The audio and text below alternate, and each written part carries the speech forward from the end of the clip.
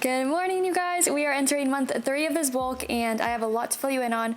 My workouts have changed a little bit, so I'm gonna take you through my favorite leg day of the week today and then also fill you in with some numbers and all that good stuff. Let's get into it.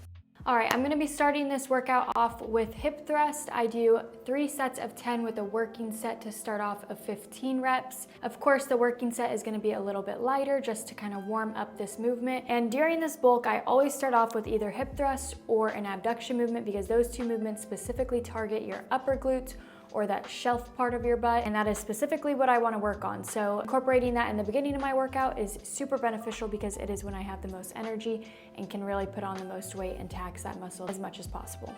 Next up, we have Romanian deadlifts. These are wonderful for your hamstrings and your lower glutes. I personally have been actually lowering the weight with these and not going too heavy just because I don't want to put a lot of pressure on my lower back. So for today, I just did 3 sets of 10 reps at a lighter weight.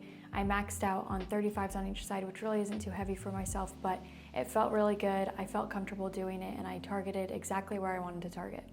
Moving on to walking lunges, I actually just started incorporating these again. I did 3 sets of 15 reps on each leg, so a total of 30 lunges with 30 pounds in each hand. This weight was definitely challenging, especially with the higher rep count. I also tried to take longer strides to kind of get more of a lengthened stretch in my glutes, which will definitely be leaving me sore.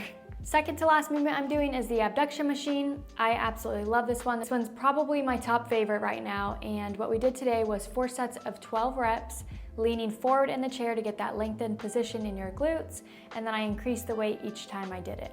I also like to take an extra pause when I push out my knees just to really feel that hold in my upper glutes. And then of course controlling it as your knees come back in. And lastly, we're ending with actually my least favorite movement, which is the hack squat. I typically reverse these and sit the other way, which targets more of my glutes. When I do it this way, it's a little bit more of my quads, and for whatever reason, for the life of me, I cannot keep my back flat against it. So you'll kind of see me in the video mess around with my positioning a little bit, trying to get it. And I only do 25s on each side just because if it's anything heavier, my form goes to shit. So this is definitely a movement I really need to work on. I did put it at the end of my workout on purpose so that I really have to focus on my form. As you'll see in the video, I'm not a fan of this one. I just did 3 sets of 10. That was more than enough for me. This was the conclusion of my workout. Now it's time to talk about some numbers and how I did this last month, what I'm looking at right now as far as my weight goes, and how I'm gonna adjust going forward.